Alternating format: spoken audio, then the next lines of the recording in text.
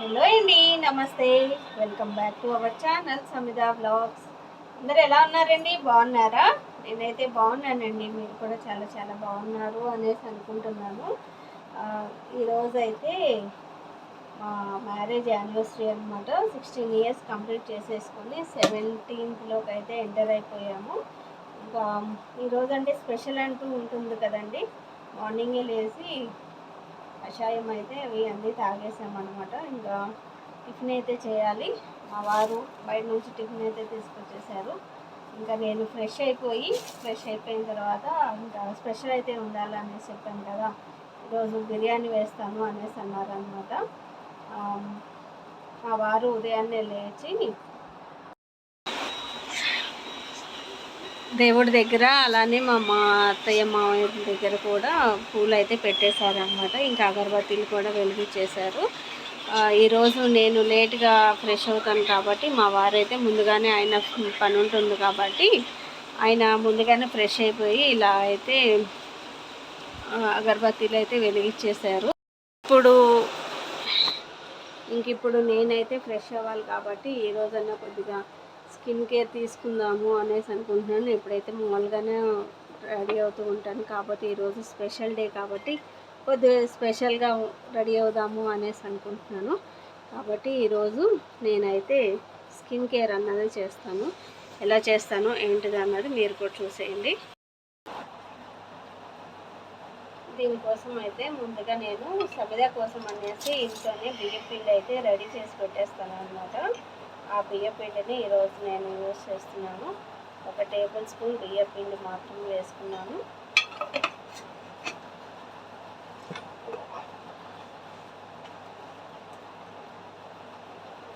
అలానే 1/4 table spoon వచ్చేసి పసుపు,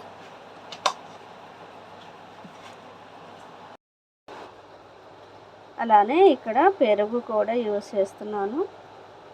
పెరుగు కూడా వేసేసుకొని వీటిని మిక్స్ చేసేసుకోవటమే.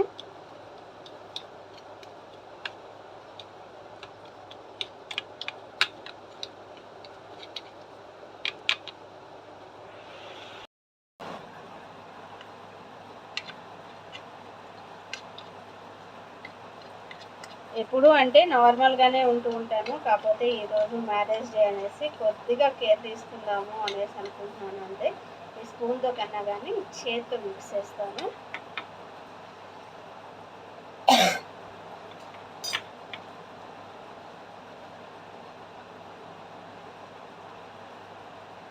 ఇలాగా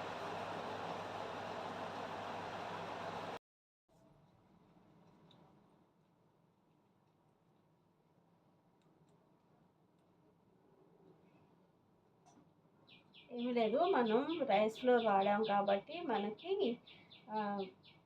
డస్ట్ ఏమన్నా ఉన్నా కానీ మొత్తం క్లీన్ అయిపోతూ ఉంటుందన్నమాట.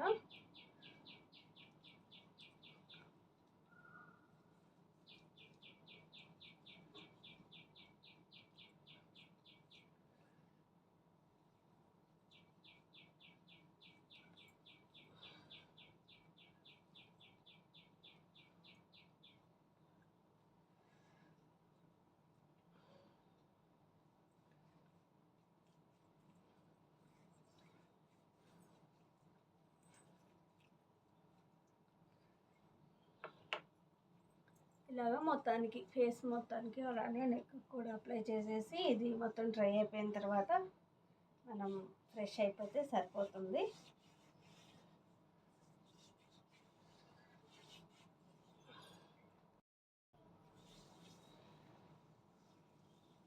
ఇలాగా హ్యాండ్స్కి కూడా అప్లై చేసేసుకున్నాను నేను. ఇప్పుడు ఒక 10 to 15 minutes అయితే వదిలేసి తర్వాత నేను కూడా ఫ్రెష్ అయిపోతాను.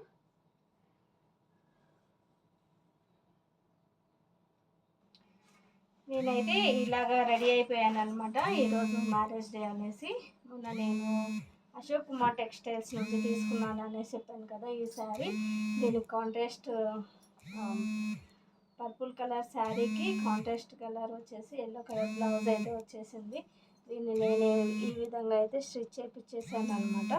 ఇంకా ఇదే ఈరోజు అయితే నేను కట్టేసుకున్నాను. ఇలాగే ఈరోజు నేను సవరం కూడా వేసుకున్నాను.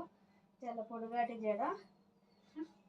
నేను హైదరాబాద్ వచ్చిన కొత్తలో నా హెయిర్ అయితే ఇట్లానే ఉండేదన్నమాట. కాకపోతే మరి ఎందుకోసమో ఏమో తెలియదు కానీ ఇక్కడికి వచ్చిన తర్వాత జుట్టు అయితే పూర్తిగా ఊడిపోయి ఎలుక తోకలాగా అయితే రెడీ అయిపోయింది. ఇప్పుడు అందుకే ఈరోజు అనేసి నేను ఈ విధంగా అయితే సవరం అయితే వేసుకున్నాను. దసరాకి వేసుకుంటూ ఉంటాను, కాకపోతే ఈసారి ఇప్పుడైతే వేసుకున్నాను అనమాట. నిన్న నైట్ నేను షాపింగ్కి వెళ్ళాను అనేసి చెప్పాను కదా, అక్కడే ఇవన్నీ అయితే తీసుకొని వచ్చేసాను. పూలు, గాజులు ఇవన్నీ తీసుకున్నాను అనమాట, నాకేమేం కావాలి అన్నది. ఇంక ఇప్పుడు వంట అయితే ప్రిపేర్ చేయాలి. ఇప్పుడైతే వంటలోకి వెళ్ళిపోదాం.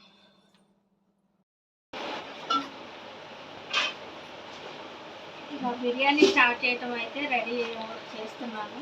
ఇంకా మా వారు, నేను ఈ చీర కట్టుకున్న తర్వాత ఇక చికెన్ అవన్నీ కడగాలి అంటే కుదరదు కదా అనేసి మా వారు అయితే చికెన్ కడగడానికి వెళ్ళారు. కొత్తిమీర, పుదీనా అయితే ఒలిచి పెట్టేసుకున్నాను. ఇప్పుడు వీటిని అయితే మిక్సీ పెట్టేస్తాను. వీటిలో పచ్చిమిర్చి కూడా వేసేసాను అనేసి అంటే ఇవైతే మిక్సీ పెట్టేసుకోవాలి.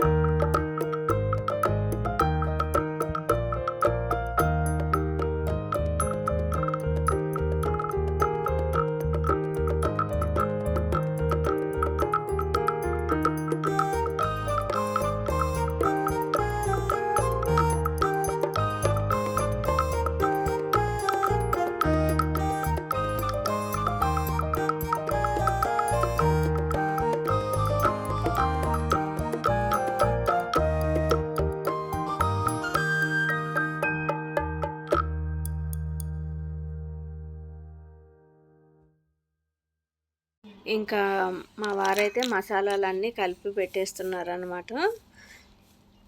నేను అన్నీ క్లీన్ చేసి ఇచ్చేసాను, అంటే చికెన్ అవన్నీ అయితే మా వారు క్లీన్ చేసుకున్నారులేండి. ఇట్లాగా మనం బిర్యానీలోకి వేసుకునే ఐటమ్స్ అన్నీ నేను కట్ చేసి ఇస్తే ఇంకా మా వారు అయితే కలిపి పక్కన పెట్టేశారు అనమాట. ఒక హాఫ్ అన్ అవర్ అయితే అలా మ్యాగ్నేట్ చేసి పక్కన పెట్టేశాము. ఇంకా ఈలోపు నేను ఆనియన్స్ కూడా కట్ చేసి ఇచ్చేసాను. కట్ చేసి ఇచ్చేస్తే ఇంకా ఆయన వచ్చేసి డీప్ ఫ్రై అయితే చేస్తున్నారనమాట. నేను వచ్చేసి ఇంకా బిర్యానీ రైస్ని అయితే నానబెట్టేస్తున్నాను. దాంట్లో ఏమన్నా వేస్ట్ ఏమన్నా ఉందేమో అని చూసుకొని మనం రైస్ని అయితే నానబెట్టేసుకోవాలి కదా. ఒక హాఫ్ అన్ అవర్ ముందు అయితే నానబెట్టేసాను అనమాట. ఎక్కువసేపు ఏమీ నానబెట్టలేదులేండి. మేము స్టార్ట్ చేసింది 12కి ఆ టైంకి స్టార్ట్ చేసాము. ఎట్లా లేదన్నా కానీ మనకి ఒక 1 అవర్ అయితే పడుతుంది కదా, 1.5 అవర్ అనేసి ఇంకా అంత ఎక్కువసేపు అయితే ఏం నానబెట్టట్లేదు. ఇంకా ప్రాసెస్ అయితే జరుగుతూనే ఉంది. మా ఆడపడుచు వాళ్ళు అయితే హాస్పిటల్కి అయితే వెళ్ళారు. ఇంకా కొన్ని టెస్ట్లు అయితే జరగాలి అనేసి అన్నారనమాట. ఇంకా ఆనియన్స్ కూడా ఫ్రై అయిపోయిన తర్వాత ఇక్కడ వచ్చేసి మనం దమ్కి వేస్తున్నాం కాబట్టి రైస్ అన్నది సపరేట్గా కుక్ చేసుకుంటాం కదా. దానికోసం అనేసి ఇక్కడ రైస్ కోసం అనేసి వాటర్ అయితే పెట్టేసుకుంటున్నాము. మనం గరం మసాలాలు ఏమైతే యూస్ చేస్తామో ఆ మసాలాలన్నీ వేసేసుకొని అలానే కొద్దిగా కొత్తిమీర పుదీనా వేసుకున్న తర్వాత గ్రీన్ చిల్లీసు, దీంట్లోకి మెయిన్గా మనం రైస్ అన్నది పొడి పొడిగా రావాలి అనేసి అంటే గీ అన్నది అలానే ఆయిల్ కానీ ఏదైనా కానీ యాడ్ చేసాము అంటే రైస్ అన్నది మనకి పొడి పొడిగా వస్తుందన్నమాట.